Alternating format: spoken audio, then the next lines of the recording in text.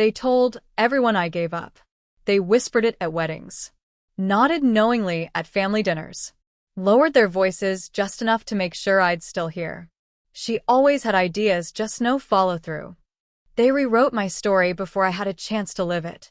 But they never asked why I stayed quiet. It wasn't failure. It was something bigger, just not visible yet. I wasn't lost. I was underground, planting, nurturing roots where no one could see. Not even her. Especially not her. My cousin Mariah had always been the family's golden thread. The chosen one. The achiever. She could speak before I did. Walk before I did. Get awards before I even knew competitions existed. And I was the quiet one. The one with potential. But potential, if left unguarded, becomes someone else's crown. I'm Emily. I'm 27. And I live in Minneapolis, Minnesota.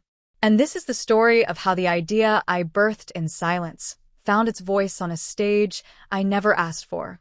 I still remember the exact moment I told her. It was raining, soft and apologetic, like it didn't want to ruin our lunch plans. We were sitting in a tiny cafe near Mariah's office. She worked in PR, branding, storytelling, making things shiny. I was just figuring things out. I had recently left my job, burned out from corporate monotony, the endless deadlines, the meetings that felt like empty theater. But I had this thing, a quiet project I was nursing. An idea for an app that would connect senior citizens with young volunteers who could help them navigate the digital world. Nothing fancy. Just simple tech for people who had been left behind by the times. I'm calling it Kindbridge, I had said, stirring my coffee. I don't know where it'll go, but I want it to matter. Mariah had smiled, her eyes warm but calculating. That's actually really sweet, she said, tapping her nails against her phone. There's something there. I didn't think much of it then. I trusted her. She was my cousin. My only real friend in a family that measured love in degrees and diplomas. But days turned to weeks. Weeks turned into months. And Kindbridge slowly began to take shape. Late nights, self-taught coding, endless beta testing with retired teachers and Vietnam vets from the local senior center. I used my savings, sold off some furniture, even picked up a job at a bookstore to make ends meet. Still, I built. No splash. No press. Just purpose. But then something odd happened. I started seeing posts. At first, they were vague, Mariah talking about intergenerational tech solutions and how small ideas can spark revolutions. She never mentioned my project, but she didn't have to. Because one day, a mentor of mine forwarded me a link. Hey his email read. Is this you? It was a video clip from a local entrepreneurship summit. Mariah on stage, poised and radiant, speaking about a new initiative to build digital bridges between generations. She called it Bridgely. It was my idea. Dressed in her language. Wearing her smile. I remember watching it on my cracked laptop screen, fingers frozen on the keyboard. My mouth dry. My stomach folding in on itself. She didn't just take the concept. She had renamed it, repackaged it, and presented it as her own. I could have said something. I could have called her. I could have stood up at a family dinner and shouted. But I didn't. Because I thought maybe it wouldn't go far. Maybe it was just a flash. A passing thing. Maybe she'd call me. Acknowledge me. But the call never came. Only the headlines did. Local visionary wins grant for senior tech app. Meet Mariah Reigns, bridging generations with innovation. My idea. My code. My sacrifice. Her spotlight. The betrayal cracked something inside me. Not loud. Not sudden. Just a quiet shattering. Like ice beneath warm feet. I disappeared from family events. Muted every relative on Facebook. Turned down every invitation that mentioned her name. I just withdrew. If they believed it was hers, let them. I knew the truth. And it burned. But then, one evening, while refilling a printer at the local library I now worked at, a voice stopped me. You're Emily, right? I turned. It was a woman in her late 60s, kind eyes behind oversized glasses. She was holding a tablet, slightly trembling. I just wanted to thank you, she said. For what? I asked, confused. She smiled. For building Kindbridge. My grandson lives in another state. We hadn't spoken in years. I couldn't use Zoom, didn't know how to text. But this app, it helped me see his face again. I stared at her, stunned. How do you know it was me? She chuckled softly. I volunteered at the senior center last fall. I saw you there. You helped me set it up. I felt tears threaten behind my eyes. No articles. No panels. No awards. Just this. Real impact. I kept going. Quietly. Rebuilding the app under its original name. Slowly gaining support. A few local papers. A podcast interview. Nothing major. Until one day, a message arrived in my inbox. Hi, Emily. We're hosting the Midwest Innovation Forum this year, and we'd love to have you speak about Kindbridge on our Community Impact panel. I blinked. At the bottom of the email, a familiar name. The forum's coordinator was the same woman who'd thanked me in the library. She hadn't forgotten. She had passed my name forward. The day I arrived at the venue, I wasn't nervous. I was hollowed out and filled with calm. Mariah was already on the stage, her face stretched in the practiced smile I knew so well. She saw me from across the room, and I swear her eyes widened. She wasn't the only speaker that day, but she hadn't known I would be one too. I watched her shift in her seat as I was introduced. Not as a guest, but as the creator of Kindbridge. And when I stepped up to the mic, I didn't bring anger. I brought the truth. Not loud, just undeniable. I was always meant to be someone else. Not Emily, who builds apps. Not Emily, who lives out of a studio apartment above a laundromat. Not even Emily, who disappears from group chats and family threads. I was supposed to be the success story. The one who graduated top of her class. The one who could hold her own in a room full of men in suits. The one who wore heels like they were armor and ambition like it was perfume. At least, that's what my family believed when I got into Stanford. It was like they all breathed a collective sigh of relief. We knew she had it in her. She'll be the first in the family to make real money. My mother told everyone, from her hairdresser to the mailman. I could feel her pride like a shadow behind me. Always present. Always pressuring. The truth? I didn't even want to go. I wanted to study creative technology at a small liberal arts college. Work with nonprofits. Build tools that actually meant something. But when you're raised to believe you're the hope of your bloodline, your desires feel selfish. So I went. I took the internships. Wore the pencil skirts.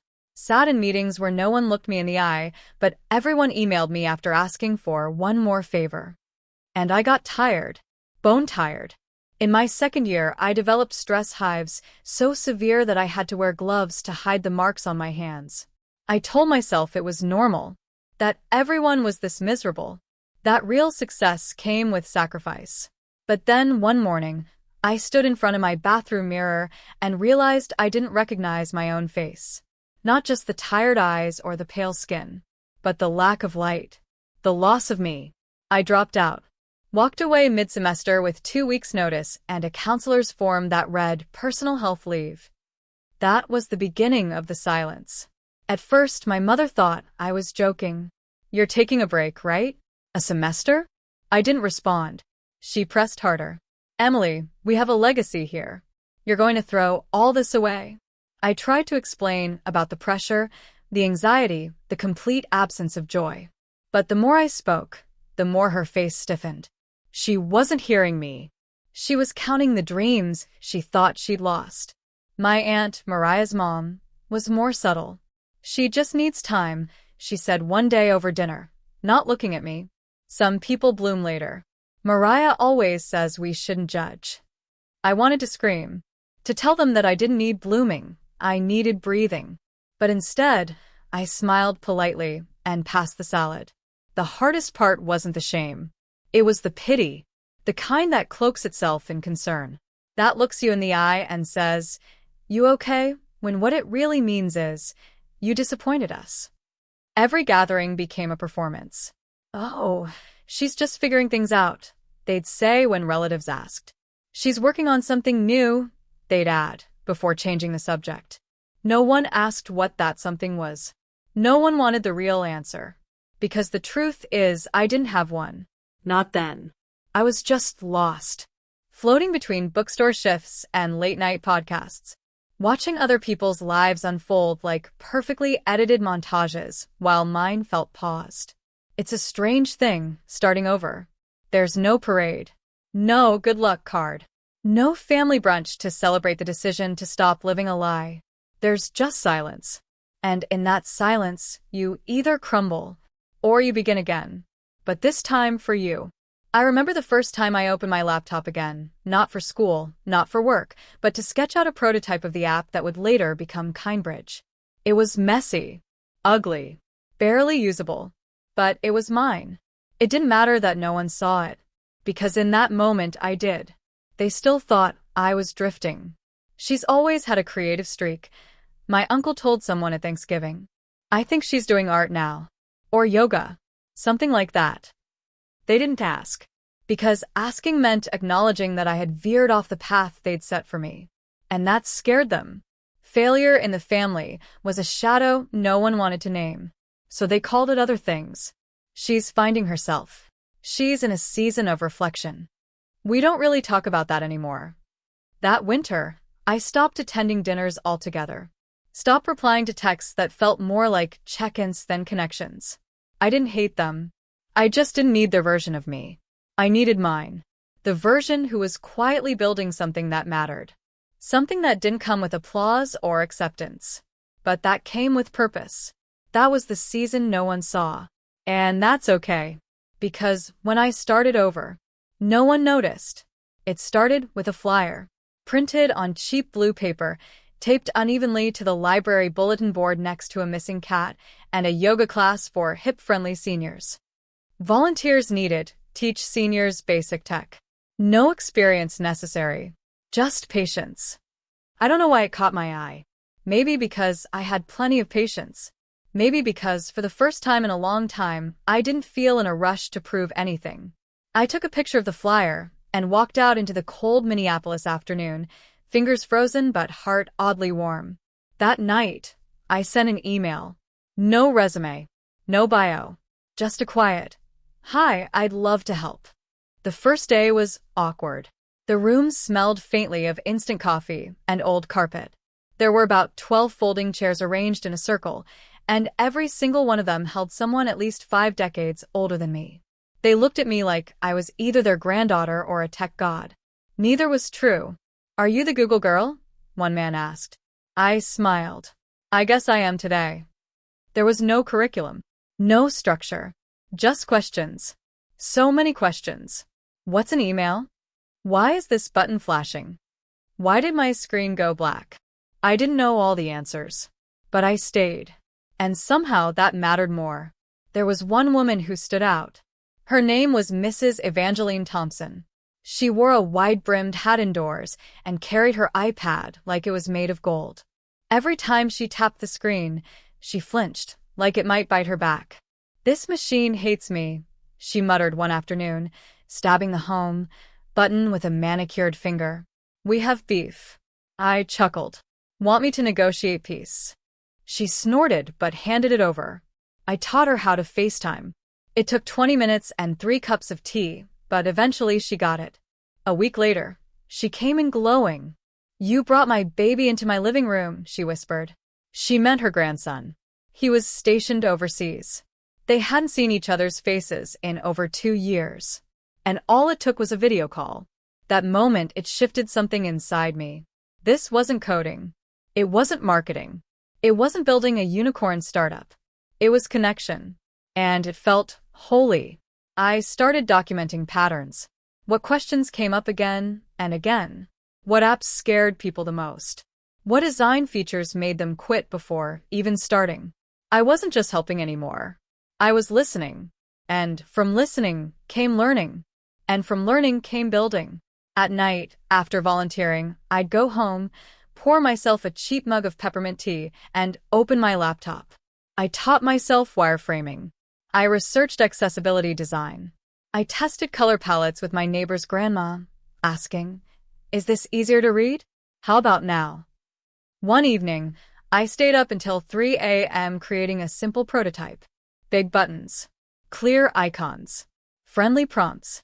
I called it Kindbridge because that's what it felt like, a gentle bridge between two generations who'd stopped speaking the same language. I didn't post about it. Didn't tell my family. Not even Mariah. Especially not Mariah. This was just mine. Quiet. Unfinished. Unseen. But alive. Over time, I started using the app in my sessions with the seniors. I didn't even mention that I built it. I just said, let's try something new today. The reaction was almost immediate. They stopped flinching. They started smiling. Mrs. Thompson said, well, look at that. This one doesn't hate me. One of the veterans called it the friendliest damn screen I've ever tapped. That meant more to me than any grade or diploma ever had. Because it wasn't about flash. It was about function. About making people feel human again in a digital world that forgot them. I still work part-time at the bookstore. Still ate box mac and cheese more often than I'd like to admit. Still had nights where I questioned everything. But now, there was meaning behind the madness. A spark in the silence. Something that didn't make headlines. But it mattered. Growth doesn't always feel like a fireworks show. Sometimes it's quiet.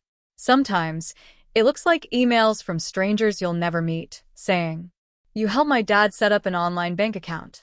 My mom FaceTimed me for the first time, she cried. This app brought our Sunday chats back. At first, Kindbridge was just a tool I used locally. But then the community center director pulled me aside after class one day and said, you should scale this. What you've built, it's not small. It's needed. I laughed. I didn't feel like a CEO. I still couldn't afford a new pair of sneakers. But I said yes anyway. I spent that winter applying for small grants and community tech funds. Slept on my keyboard more nights than I can count. Taught myself how to pitch an idea, how to ask for help without sounding like I was begging. And somehow, the doors started opening. We partnered with 3 other community centers. Then 5. Then 10. Each one brought in dozens of seniors. Some scared. Some skeptical. All willing. By our second year, we were onboarding 1,200 seniors per month. We launched an in-app translation feature. Switched to colorblind-friendly palettes. Added voice navigation for those with vision loss. I remember the day we hit a 78% email open rate on our monthly newsletters. I Googled the stat, thinking it was a glitch. It wasn't. It was higher than some Fortune 500 companies. And yet, to my family, I was still the girl who left school. They didn't ask where I went when I left early from gatherings. Didn't ask why I seemed tired but fulfilled. Didn't ask why, when I mentioned we'd been featured in a tech accessibility blog, I suddenly looked away, hoping someone would say, wow. No one did. At a family barbecue, someone, I think it was my cousin Jared, asked Mariah what she was working on. Oh, I'm consulting on a campaign for a mid-sized marketing firm, she said. Mostly rebranding for elder outreach. She meant Kindbridge. She meant my project. I blinked. She wasn't lying exactly. She had given me feedback once. Suggested changing the logo to a warmer tone. But that was it. And yet, everyone turned to her with admiration. That's so impressive. Such important work. God, that generation really needs it. I opened my mouth, then closed it. Let it go. I don't know why. Maybe because part of me thought they wouldn't believe it anyway.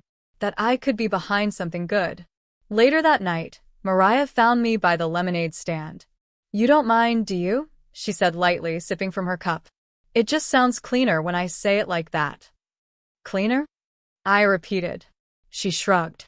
You know how Mom is. You've always been more of the background type. I nodded slowly, and something inside me hardened. Not with anger, but with clarity. I realized that day that the people who were supposed to know me best didn't know me at all. To them, I was still the one who quit. The one who failed out.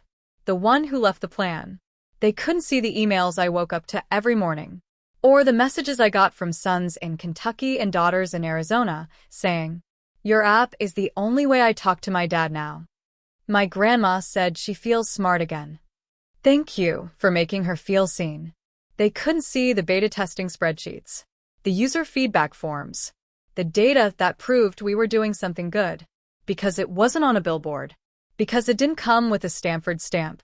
Because it came from someone who walked away. I started carrying that truth like a small stone in my pocket. Not heavy, just real. I no longer expected applause. But I also stopped shrinking. At a tech meetup in downtown Minneapolis, someone asked what I did. I looked them in the eye and said, "I'm the founder of KindBridge. We help seniors reconnect with tech and with their families." No flinching. No footnote. Just fact.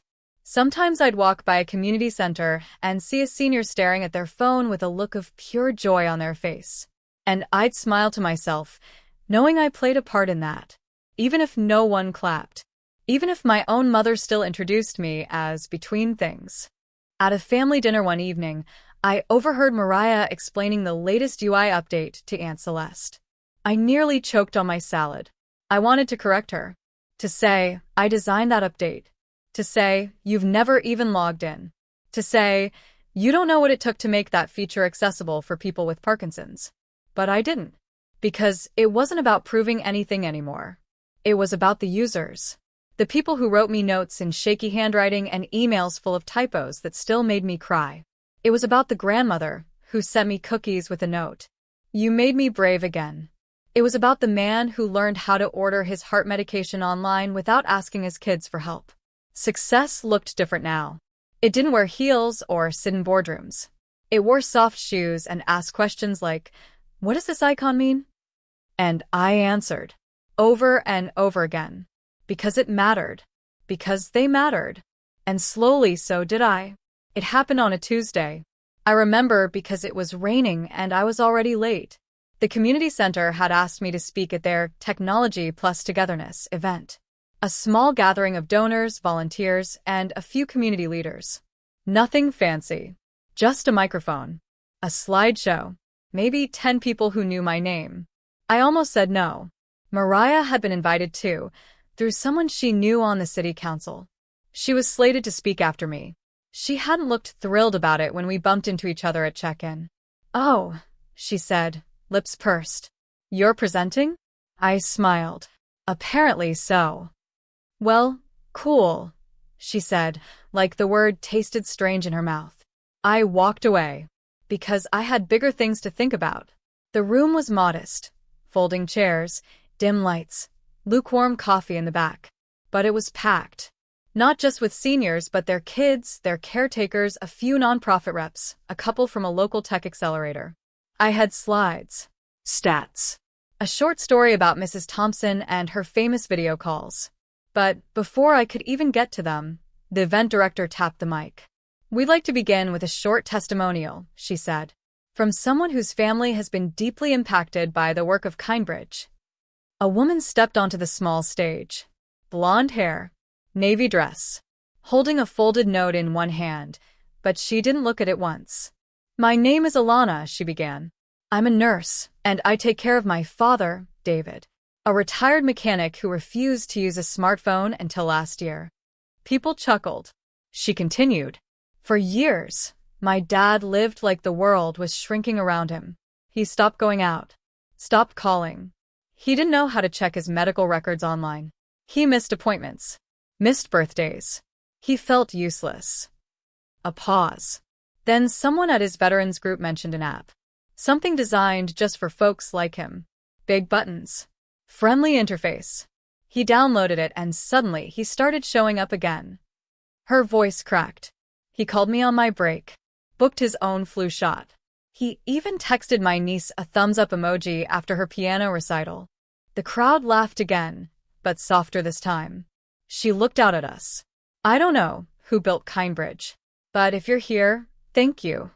I couldn't breathe, because no one told her I was coming. She didn't know my face. Didn't know that I designed the entire layout of the screen her father used to book that flu shot. Didn't know that the thumbs-up emoji came from a feature I coded myself, simplifying the keyboard layout to just 12 icons. She just knew it helped. The director gestured toward me with a small smile. "Actually, you're about to meet her." Alana's head turned. Our eyes met. She gasped. "You?" I nodded. She walked straight toward me and threw her arms around my shoulders. The room erupted in applause. And I didn't cry. I didn't collapse. I just stood still in the warmth of that moment. Let it sink into my bones. Let it stitch something that had been undone for far too long. When I finally spoke, my voice was clear. Not loud. Not dramatic. Just clear. I started Kindbridge because I was tired of people being left behind, I said. Because connection shouldn't depend on your age, or how many times you've been called slow for asking where the send button is. I talked about the first classes, about Mrs. Thompson, about watching grown adults light up like children just because a message finally went through. I ended with this. I didn't build this to be known. I built it because people deserve to be remembered. Not because I demanded attention, but because the truth walked in by itself and refused to stay quiet. Silence. Then another round of applause, this one louder. Real. Mariah didn't speak after that. She stepped outside instead. I saw her from the corner of my eye, standing near the door, arms folded tightly across her chest. She didn't say congratulations. She didn't even look at me. And for the first time in my life, I didn't need her to. Because someone else had spoken my truth, unprompted. Because a stranger's gratitude had done what years of begging for acknowledgement could not. Later that evening, as the room cleared out, Alana came back to me. I hope you know, she said, you didn't just help my dad. You helped me too. He's laughing again. And that makes me feel like I have him back. I swallowed hard. Thank you for telling your story. She squeezed my hand. Thank you for building the bridge. I left the center that night soaked from the rain, hair clinging to my face, cheeks flushed with something I couldn't name. Not pride. Not victory. Just relief. That what I did in quiet had finally spoken.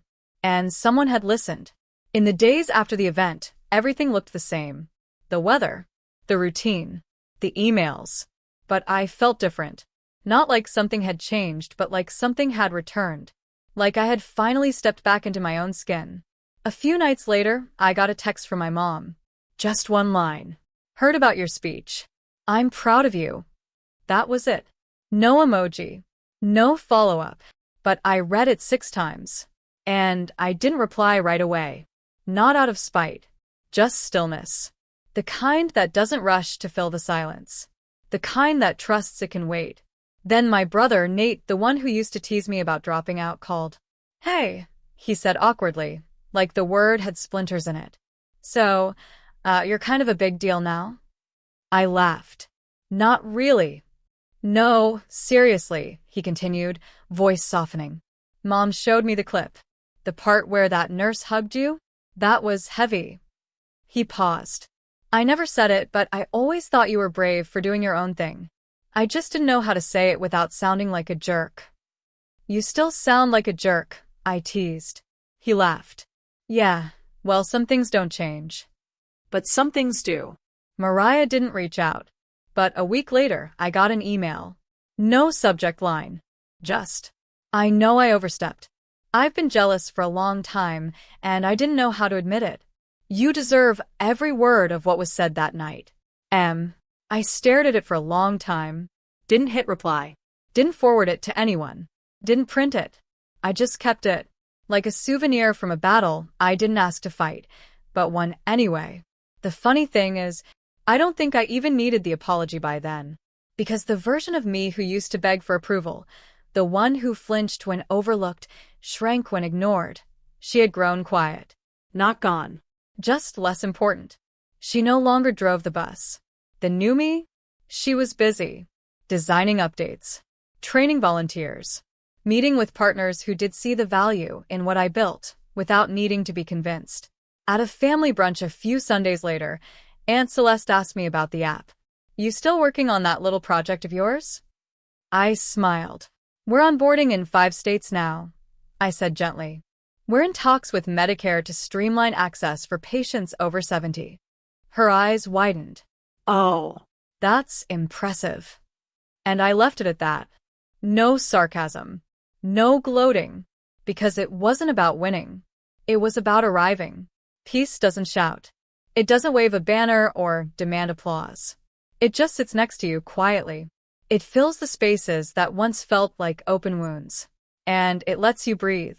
One afternoon, I found a small envelope on my desk at the center. No return name. No stamp. Just for her. Inside was a handwritten note. I'm 84 and just used your app to order flowers for my daughter's birthday. I haven't done that on my own in years. Thank you for giving me back a piece of myself. Robert M. I smiled, folded the note, slipped it between the pages of the journal I'd stopped writing in years ago. The one titled, If I Ever Matter.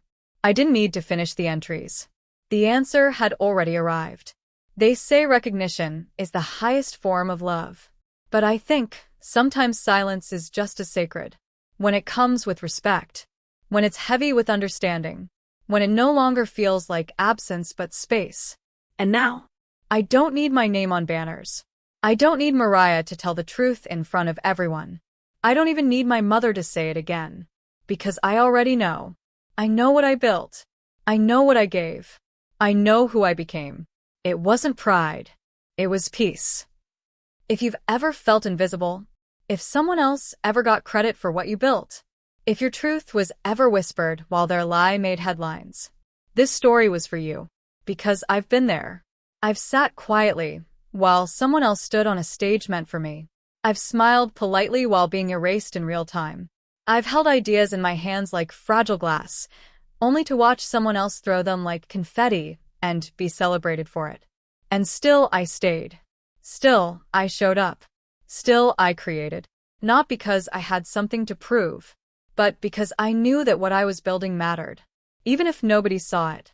Yet. I don't know your name. I don't know what room you're sitting in right now. But I know the ache in your chest when your work goes unnoticed. I know the lump in your throat when someone takes your words and twists them into their own glory. I know the silence that follows when you speak your truth, and no one claps. But listen to me. That silence is not the end. It is not your verdict. It is not your value. Sometimes, the loudest recognition comes in the quietest moments. A stranger's thank you. A parent's sudden pride. A message you never expected. And sometimes you don't get applause. You get impact. You get a life touched. A heart healed. A mind opened. And that is so much better than noise. So let me ask you, where are you watching from? What have you created in silence? What battles have you fought behind closed doors? Because someone out there needs your story. They need your truth. They need to know it's possible to be doubted, dismissed, overlooked, and still rise, still give, still become. I'm not here to sell you perfection. I'm not here to pretend every ending is clean or every villain gets exposed. Sometimes they don't. Sometimes they still get the spotlight, still smile for cameras, still hold the mic. But you get something they can never steal. You get peace. You get the knowledge that you were real, that what you built mattered, that the people who needed to find you did. And no one can take that from you. This channel, this space, it isn't for fame. It isn't for filters. It isn't for shouting the loudest. It's for stories like yours. Quiet victories. Unseen labor. Second chances. People who've been through something and came out softer, not smaller. If that's you, welcome home. And if you're still waiting for your moment, if the mic hasn't reached you yet, don't stop. Don't shrink. Don't silence yourself just because someone else spoke louder. Because one day, the truth will walk in. It always does. And when it does, it won't ask permission. It won't knock softly. It will enter the room, bold and bright, and it will speak your name. Thank you for spending this time with me. Thank you for listening with your whole heart. And thank you for building, for trying, for staying. You are not invisible here. I see you. I honor you. And I can't wait to tell more stories that sound like yours. Until next time, stay soft, stay steady, and stay true.